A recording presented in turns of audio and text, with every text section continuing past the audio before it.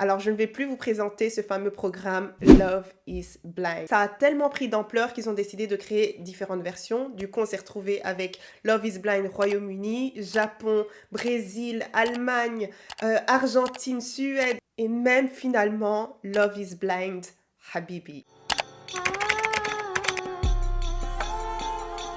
Alors, j'espère que vous allez bien, ça ne va pas, ça va aller. Alors, bienvenue dans un nouvel épisode d'En roue libre. Donc, aujourd'hui, on va parler de Love is Blind Habibi. Et cette version-là, franchement, il y a beaucoup à dire. Alors, avant de plonger dans tout ça, pour ceux qui ne connaissent pas, on va quand même un petit peu introduire. Donc, le concept et le but, c'est qu'ils se retrouvent en fait chaque fois dans des capsules, l'une en face de l'autre. Donc, vous ne voyez pas la personne que vous avez en face de vous. C'est une sorte de blind date, donc un date, une rencontre à l'aveugle, plusieurs jours consécutifs. Vous allez chaque fois rencontrer une personne différente et la personne avec qui vous accrochez, vous accrochez. Mais le truc de particulier, à la fin de ces quelques jours, il me semble que c'est 10 jours, mais je n'ai pas envie de dire de bêtises, vous rencontrez cette fameuse personne que vous avez demandé en mariage dans la capsule. Et bien évidemment, par après, vous avez une sorte de seconde chance pour voir si vous voulez réellement épouser la personne. Et ensuite, il me semble que c'est pas définitif à ce moment-là. Je pense que tu dois encore aller quelque part d'autre pour réellement officialiser le truc. Donc voilà, les dates sont faits pour pouvoir se marier tout de suite après. Donc comme je l'ai dit, il y a eu une première version qui a été diffusée. C'est comme s'ils avaient fait, je sais pas moi, une sorte d'expérience. C'est comme si c'était des cobayes pour voir si ça allait fonctionner leur concept. Donc je pense que le public a tellement accroché avec chacune des saisons qu'ils se sont dit que ce serait intéressant de créer ça un petit peu à l'international. Pourquoi quand il s'agit de ça, vous appelez ça Love is Blind Habibi? Tous les autres Love is Blind, ils les ont appelés Love is Blind Allemagne, Love is Blind Suède. Personnellement, quand j'ai vu Habibi, je me suis dit, ok, est-ce que c'est Dubaï? Est-ce que c'est Maroc? Est-ce que c'est Tunisie? Est-ce que c'est je ne sais où, tu vois? Donc ça, j'ai trouvé ça un petit peu... Habibi, come to Dubai.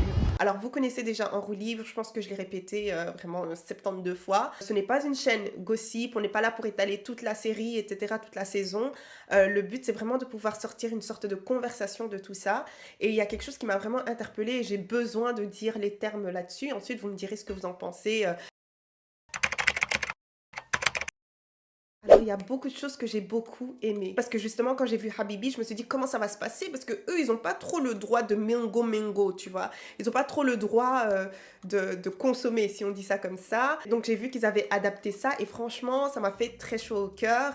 Le fait de voir, par exemple, que certaines personnes ont dit non à la fin pour le mariage parce que les familles ne s'étaient pas vues encore. Donc, moi, j'ai trouvé ça hyper respectable. Le fait que certaines personnes se disent, ok, non, il nous faut la bénédiction de nos parents, de voir que quand ils se sont vus, ils ne se sont pas galoches directement, c'était vraiment un petit bisou peut-être sur le front ou sur la main, etc. Très respectueux. J'ai des amis musulmans, je sais comment ça se passe et je sais aussi que pour certaines personnes, pas pour tout le monde, je sais qu'il n'y a pas tout le monde qui respecte ça, mais en général, vous avez même besoin d'un, comment on appelle ça, une sorte de chaperon quand vous datez. Ça veut dire qu'il doit y avoir une troisième personne pour que ça se passe dans le respect, etc. Voilà, pour qu'on ne dépasse pas les limites non plus. Donc là, je me demandais comment est-ce que ça allait se passer parce que normalement, dans le Love is Blind classique, ils sont tout de suite dans la même chambre. Déjà ça même, je trouve ça too much. Parce que je me dis que bon, on se connaît depuis peu importe qu'on soit religieux ou pas, je vais dormir dans le même lit que toi, enfin tu vois. C'est un petit peu... Mais là, du coup, je me suis demandé comment est-ce que ça allait se passer. J'ai mis vraiment mes meilleures lunettes, j'ai bien croisé mes bras. Vraiment, l'écran était là. Il n'était pas là, il était là. Et donc, ce qui s'est passé, c'est qu'ils ont fait chambre séparée. Et là, j'ai dit vraiment 10 sur 10. Vraiment 10 sur 10. Parce que, voilà, moi, je pars du principe que tout le monde a le droit d'avoir ses propres principes, sa propre culture, ses propres traditions, etc. Donc, le fait que ça soit respecté, ça, j'ai trouvé ça vraiment génial. Donc, ils ont fait chambre séparée et ils se voyaient la journée, le soir, et ensuite chacun retournait dans sa chambre. Au niveau de l'enterrement de vie de jeune fille, je me demandais comment ça allait se passer. Ils ont aussi respecté ça, vraiment le henné et tout ça. Il y avait carrément les mamans qui se sont rajoutées à ça. Genre, t'imagines ou quoi? Moi, j'aimerais pas. Moi, j'aimerais pas. Enfin, je sais pas, c'est entre copines et tout ça, tu vois. Donc, ce serait trop bizarre. Mais en tout cas, c'est leur tradition et ça a été respecté. Et ça, vraiment, je tire mon chapeau. Parce que je sais que la mariée doit être préparée. Il y a d'office des trucs qu'ils ont peut-être coupés ou des trucs où ils ont un petit peu rajouté ce petit côté occidental à ça. Mais en tout cas, beaucoup de choses ont été incluses et ça, j'ai trouvé ça génial. Donc moi, ce qui m'a énormément frappée, c'est la toxicité masculine. Il y a beaucoup de différences qui ont été mises en avant, mais il ne faut pas oublier qu'il s'agit aussi de la religion de certaines personnes. Donc s'il y a des choses qui ont peut-être pu vous choquer, peut-être que c'est dans leur religion, dans leur tradition, et donc il ne faut pas être rapide à juger, mais il faut quand même pouvoir faire une séparation entre la religion et l'être humain. Ça veut dire que si vous aviez une personne qui était dégueulasse, quelqu'un qui avait une sorte de toxicité masculine, c'est la personne et pas la religion, tu vois. Et des fois, ces personnes-là prennent la religion pour pouvoir justifier leurs actes. Alors que non, il s'agit de toi, il s'agit de tes croyances et de ton éducation et pas de ta religion. Donc ne te cache pas derrière ça. Là, les hommes font une sorte de pacte comme si... voilà, comme si les femmes étaient matérialistes et qu'il faut absolument qu'on ne puisse pas lâcher. Personne ne va épouser en gros une matérialiste. Alors que, je suis désolée, mais quand vous apprenez à connaître quelqu'un, les finances c'est vraiment un gros sujet. Moi personnellement, j'estime que si pendant un date on aborde nos métiers, cela va de soi de devoir aborder les finances et point final. Surtout quand il s'agit d'un concept comme celui-ci où on doit se marier à la fin, tu vois. Je ne ferai peut-être pas ça dans la vie de tous les jours parce que voilà, c'est un petit peu déplacé. On n'est même pas encore petits copains, petites copines pour qu'on puisse aborder ce genre de sujet-là. Mais j'ai trouvé ça assez interpellant, surtout quand il s'agit d'hommes arabes. Ils sont quand même très leaders, très je chouchoute ma femme, limite tu payes rien, enfin tu vois. Donc ça, j'ai trouvé ça un petit peu déphasé, un petit peu bizarre. Moi, personnellement, ma prétendante préférée était Karma. Donc elle est très traditionnelle comme femme, etc. Elle a rencontré son fameux prétendant avec qui ils ont tout de suite accroché.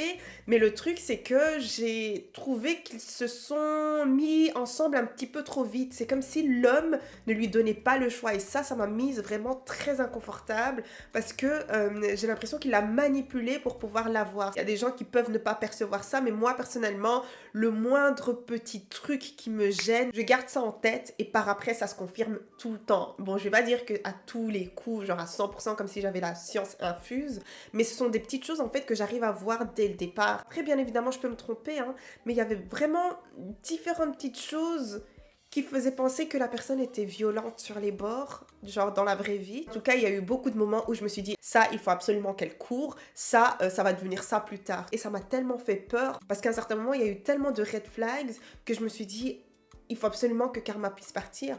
Mais Karma, elle tombait encore plus amoureuse. Au final, le gars hyper toxique la demande en mariage et je me dis en fait c'est terminé, elle est enchaînée la fille. En fait le fait de montrer ça à la télé, ça me dérange quand même un petit peu parce que du coup, il y a beaucoup de personnes ignorantes qui vont peut-être se dire ah ben voilà j'avais dit, les musulmans ils sont comme ça, voilà comment ils sont, tu vois, alors que non, il faut pouvoir séparer la personne de la religion comme je vous ai toujours dit. Alors il y avait évidemment différentes prétendantes, mais ce sont vraiment les deux qui m'ont énormément frappée, juste pour la manière dont elles ont été traitées. Vous voyez quand je vous dis qu'il faut étudier Karma, allez étudier Karma. Je n'ai jamais vu quelqu'un utiliser son énergie féminine de telle sorte. C'est-à-dire qu'elle sait exactement comment caresser dans le sens du poil pour avoir ce qu'elle veut, tu vois, en restant douce et féminine, mais elle n'est pas bête. Oh non, elle est trop forte, elle est juste trop forte. C'est pour ça qu'on ne l'a pas vue venir. Donc le cas Karma a fait énormément de bruit. Pourquoi? Karma a une passion qui est la danse. Et donc la danse, je pense que c'est un petit peu mal vu à cet endroit-là, hein, et c'est mal vu, je pense même chez les Arabes en général, parce que c'est quelque chose qui est utilisé pour pouvoir séduire en gros. Mais il me semble, si je me trompe pas, que c'est très relié à la prostituée tout simplement, tu vois. Donc c'est très mal vu. Et donc le fameux prétendant de Karma lui a littéralement dit que quand on sera marié, bah la danse, ce sera non. Karma lui a fait part du fait que la danse, c'était toute sa vie, elle en a besoin. Et elle, c'est sa passion, c'est son truc en fait. Vous avez l'homme qui lui demande de tout plaquer parce que non, en fait, ma femme ne sera pas danseuse. D'une certaine manière, je peux comprendre, vu comment elle catégorise à cet endroit-là la danse, et peut-être même que c'est religieux, je ne sais pas du tout, dites-moi. Mais je trouve que la manière dont il a délivré le message était très mauvaise. C'était littéralement, non, je veux que tu arrêtes ta passion parce que tu dois vivre pour moi. Si ça avait été communiqué d'une manière différente, je pense que ça aurait pu passer. Mais moi, personnellement, je suis ravie que Karma, à la fin,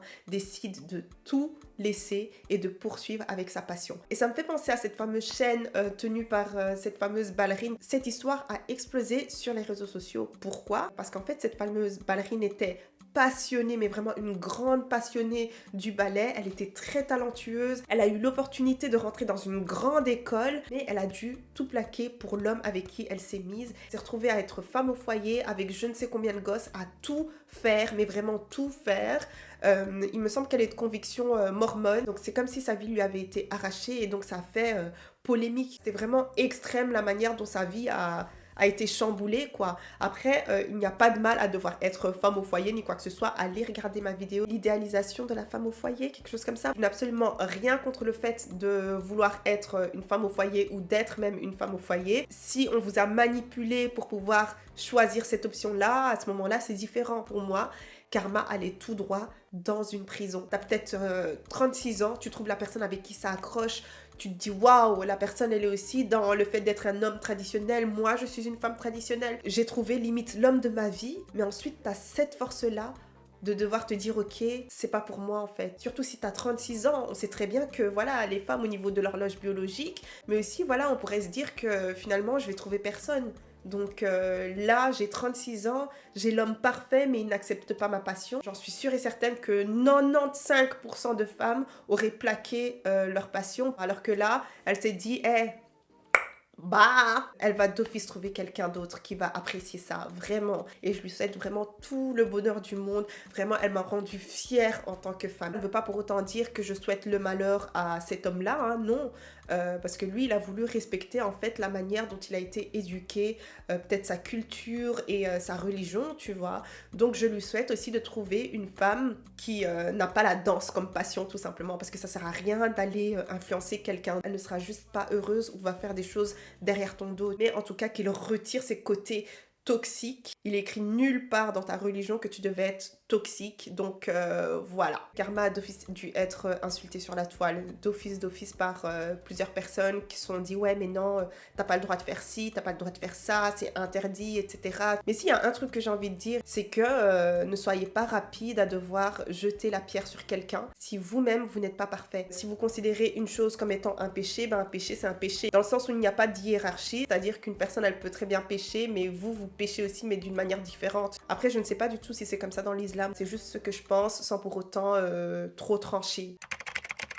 Alors Nour, j'ai trop de choses à dire. J'ai vraiment trop de choses à dire. Je ne sais même pas par où commencer. Déjà, Nour, qui est-elle? Alors Nour, elle a vraiment le profil de la fameuse Instagrammeuse, voilà, cliché, mais de ouf. La go hyper féminine qui veut pas bouger son petit doigt. Donc au départ, on la voit un petit peu comme une mean girl, un petit peu peste sur les bords et tout ça. Donc au départ, je n'accroche pas vraiment avec son personnage. Après, faut pas oublier qu'on est dans une prod. Donc par moments, ils ont tendance à découper, essayer d'agencer, essayer de mettre un petit peu de piment, essayer de montrer des moments, peut-être des airs ou quoi. Donc elle veut vraiment cette fameuse storyline, elle veut du drama, elle veut vraiment qu'on puisse parler de tout ça et c'est le but. Mais au fil du temps, c'est comme si on apprenait à connaître la personne et c'est uniquement les personnes qui sont très sur la surface qui n'ont pas compris qui est réellement nous. En fonction de ce que j'ai pu observer, de ce que j'ai pu voir et de ce que j'ai pu cerner. Alors moi, ce qui m'a dérangé, c'est qu'on les catégorisait comme étant matérialistes, uniquement en se fiant à son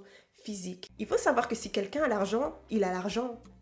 Si quelqu'un a l'argent, il a l'argent. S'il a été gâté toute son enfance, il a été gâté toute son enfance. Et c'est une réalité que beaucoup doivent pouvoir saisir et comprendre et accepter. Nour, elle a littéralement dit sa vérité. Et je pense qu'à un certain moment, même vers la fin, à la réunion, il me semble, elle explique en fait qu'elle vient d'une famille où elle a été gâtée en fait, tu vois. Elle a grandi comme ça. Elle a eu de jolies choses, etc. Ses parents lui ont offert ces choses-là. Allez regarder ma vidéo sur le népotisme. S'il vous plaît, j'ai besoin que vous puissiez la regarder pour que vous puissiez comprendre mon point. Et le standard qu'elle demande, c'est pas un standard qu'elle ne connaît pas ou qu'elle n'a pas. Et ça se fait beaucoup, hein, détrompez-vous, pas uniquement chez les Arabes. C'est-à-dire que vous allez regarder dans quelle famille votre fils va rentrer ou votre fille va rentrer. Si vous avez un certain grade, vous voulez rester sur ce grade-là. Vous voyez ce que je veux dire? C'est une sorte de protection de patrimoine. Tout le monde n'est pas matérialiste de cette manière-là. Si tu viens d'une famille qui est aisée, tu viens d'une famille qui est aisée. Donc c'est normal qu'elle puisse vocaliser ça. Et moi j'ai vraiment un problème avec les gens qui ont un problème avec les gens qui ont les moyens. Et même si elle n'était pas dedans, si elle le demandait, Je trouve que il y a quand même une manière de demander, une manière de communiquer. Genre, il s'agit de sortir de votre complexe d'infériorité. Et donc, c'est ce qu'on a vu avec ce fameux Mido. Et on aurait pu penser que le Mido, là, tu ne l'aimes pas vraiment. Pourquoi? Parce qu'en fait, il est plus petit qu'elle. Mais ils ont bien accroché dans les capsules. Quand ils se sont vus, ça a posé problème. À qui est-ce que ça a posé problème? Ça a posé problème à Mido. Pourquoi? Il a été intimidé.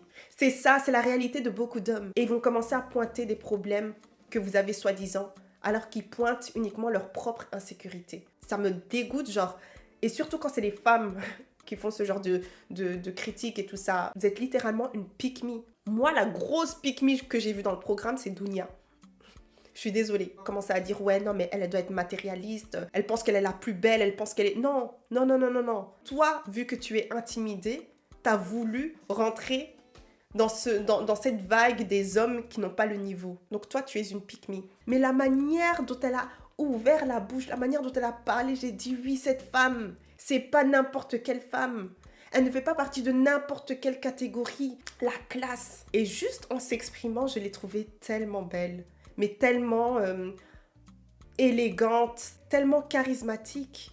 J'ai trouvé qu'elle avait de la prestance. Il fut un temps, à l'époque, je détestais dire que j'étais blogueuse parce que je me disais, ok, je vais dire que je suis blogueuse, elles vont me dire, ah ouais, blogueuse beauté. Bah non, en fait, il y a autre chose, tu vois. C'est pas parce qu'une blogueuse, elle aime la beauté, elle aime se coiffer, elle aime être apprêtée à l'heure d'office, rien dans la tête. Et je déteste les gens qui associent ça. Et si je sais, alors ça m'énerve encore plus. Hein. Ça m'énerve encore plus. Non, je vais verser mon sac. Quand une femme n'est pas complexée et ne joue pas à la fausse humble, voilà, on peut pas faire l'unanimité non plus, mais beaucoup de personnes estiment que, voilà, que vous êtes jolie, ben directement, elle est hautaine. Une femme qui aime les belles choses, elle est matérialiste. Une femme qui décide de ne pas avoir d'enfant, elle doit être stérile. Une femme, elle peut être tout ce qu'elle veut, en fait. Je peux très bien être éduquée en étant belle, en ayant beaucoup dans la tête, en étant intéressée par la beauté, par d'autres choses que la beauté, en ayant un esprit critique, en fait tout ça, je peux être tout ça, je peux être qui je veux. Tu vois ce que je veux dire? C'est pas toi qui vas venir projeter tes complexes sur moi. Tu vas pas venir Non! Il s'agit d'arrêter. En fait, les gens aiment bien quand la femme, elle est là. Par exemple, on lui fait un compliment. Oh non, non, non, et tout. Comme les Asiatiques, ils aiment souvent faire ça, j'ai remarqué. Je regarde souvent des fois des programmes et tout ça, quand on leur fait un compliment ou quoi, ils font comme ça, ils font comme ça. Même les personnes qui sont là, non, non, des fois elles savent très bien qu'elles sont belles. Pourquoi on va mentir? Pourquoi on va mentir en fait? Ça dérange la société. J'ai l'impression qu'il n'y a que les hommes qui peuvent se permettre de, tu vois, que quand une femme prend conscience de sa beauté ou qu'elle a une certaine... Je vais pas dire prendre conscience de sa beauté parce que voilà, comme je l'ai dit, on peut pas plaire à tout le monde. Tu seras peut-être jolie pour les uns et moche pour d'autres parce que voilà, la beauté est relative. Voilà, à partir du moment où une femme a cette confiance en elle, a cette confiance en sa beauté, se trouve jolie, ben ça pose problème. Ça pose problème, ça dérange tout le monde. Donc moi, ce qui m'a vraiment fait mal, c'est qu'on était littéralement en train de participer à une sorte d'humiliation sur Netflix. Et ce qui m'a énervé aussi, c'est que les autres, les modérateurs qui sont censés modérer, ils étaient là littéralement en train de regarder tout le monde en train de s'attaquer à Nour. Pendant de longues minutes avant que la femme se dise « Bon, là, je pense que c'est ok. Frère, t'aurais dû faire ça. Et juste quand je suis perturbée moi-même. » Vous aviez tout le monde qui sautait sur Nour. Tu ressembles à un corbeau et en plus, tu penses qu'à l'argent, etc., etc. Genre, waouh! Et ça m'a fait mal parce qu'après, elle a commencé à parler doucement avec les autres et ça l'a littéralement un petit peu brisée. Mais elle s'est dit, je ne serai pas brisée. Elle s'est levée pour elle-même. Elle a pris sa propre défense. Pas besoin d'être agressive, elle parle doucement. Elle garde son côté féminin. Oh mon Dieu. Non, la manière dont ça a dû briser des gens là-bas. La manière dont ça a dû briser Dounia aussi. Elle pète plus haut que son cul, etc. Non. C'est juste une belle femme qui sait s'exprimer et qui a l'argent. Et qui sait ce qu'elle vaut. Ça se trouve, la Nour, le fait qu'elle touche ses cheveux et qu'elle se fasse belle, etc. Vous ne savez pas, vous ne savez pas. Ça se trouve, elle a un grand manque de confiance en elle. Ça se trouve, elle a hyper confiance en elle. Ça se trouve, elle est juste timide. Mais vraiment, c'est pas parce que beaucoup de personnes qui ont ce type de physique-là ont une certaine personnalité qu'elle fait partie de ce sac-là. Vous pouvez vous tromper et vraiment être à côté de la plaque et passer à côté d'opportunités aussi. Tu vois, là je parle pour Mido. Quelle meuf comme ça t'aurait donné l'heure? Vous avez accroché ensemble dans les capsules. Essaye de passer au-dessus de son physique et de creuser. C'est juste toi qui n'as pas les capacités. You don't have the capacity C'est pour ça que ça t'a bloqué. Vraiment, cerise sur le gâteau, quand à un certain moment, elle a dit à Karma, tu trouveras quelqu'un qui aimera ta passion. Il existe des hommes. Et elle l'a dit tout doucement pour qu'on lui saute pas encore dessus, tu vois. Mais elle l'a dit, genre, tu vois à quel point c'est une girl's girl. Après, comme je l'ai dit, les gens qui ont les moyens, ils ont une autre réalité. Ça, c'est un fait. Ils vont eux-mêmes choisir le type d'éducation qu'ils vont donner à leurs enfants. Mais s'ils décident de surprotéger leur enfant, ce qui peut se passer, c'est que leur enfant n'ait aucune idée de ce qui existe en dehors. Le jour où ils décident littéralement d'aller dans le dehors, tu vois, bah t'es dans la merde. Si maintenant j'ai les fonds, donc le porc, et que je me retrouve à faire partie de l'élite, j'aimerais personnellement que mes enfants puissent être informés de tout type de réalité qu'on peut avoir, pour qu'ils sachent que ta réalité à toi, en fait, c'est une sorte de bénédiction, mais il y a d'autres réalités qui existent. Parce que le jour où je suis plus là, ou alors même le jour où on perd tout, qu'est-ce qui se passe? Peut-être que Nour, elle a été vraiment surprotégée. C'est l'éducation qu'on lui a donnée. Tout comme à un certain moment, je pense que le fameux gars là de Karma, ça, ou alors c'est Simo.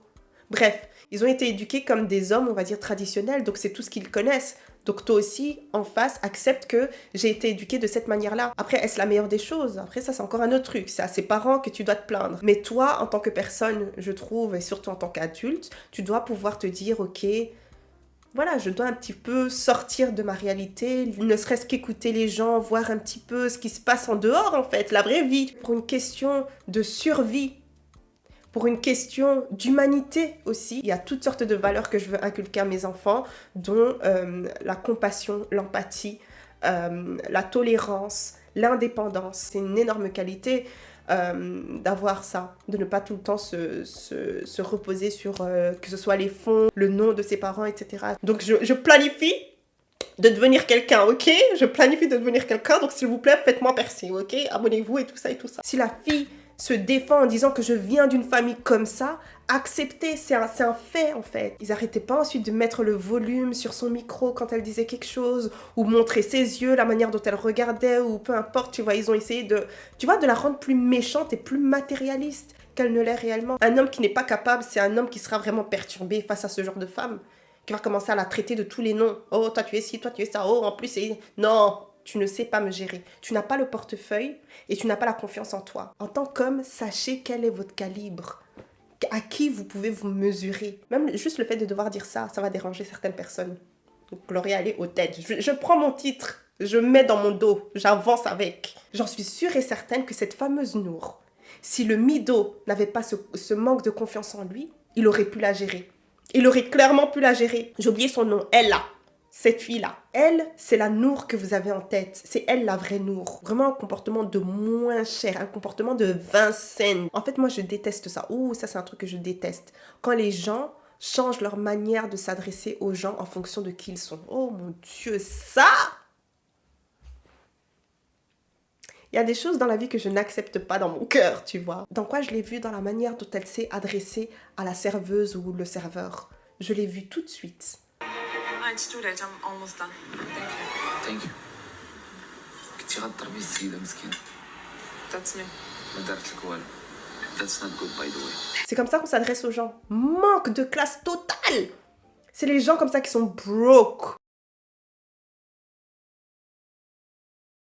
Peut-être qu'elle a les fonds parce que je sais que dans certains pays, des fois même dans le Moyen-Orient et tout ça, j'ai pu faire face à beaucoup de personnes qui sont assez distants et impolis avec les gens qui travaillent pour eux, tu vois. Vraiment, ouais, non, ça va pas chez toi? Qui t'a éduqué? C'est à ce moment-là que j'ai commencé à apprécier Simo. J'ai dit oui. Vraiment, Simo, il a quelques petits traits comme ça, toxiques, mais la manière dont il est chic, la manière dont il est colosse. Non, vraiment 10 sur 10. Vous savez pourquoi? Je vais vous dire pourquoi. Vous voyez les bêtes gars là, quand ils sont en colère, ils vont commencer à vous traiter de cette manière-là. Mais les gars, les vrais hommes qui ont la classe, tu vois, les hommes alpha, en toutes circonstances, il va rester un homme. Il a l'habitude de tirer les chaises, tu vois. Regardez mes doigts, dans là, vraiment, je sors en mode... Il a l'habitude de tirer la chaise pour la femme.